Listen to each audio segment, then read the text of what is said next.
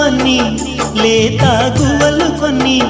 తారాజువలు అన్నీ దేవాదేవుని కీర్తించెనే చుక్కలు అన్నీ వెండి వెన్నెలలోన వానా విల్లులతోటి వందే యేసని వర్ణించెనే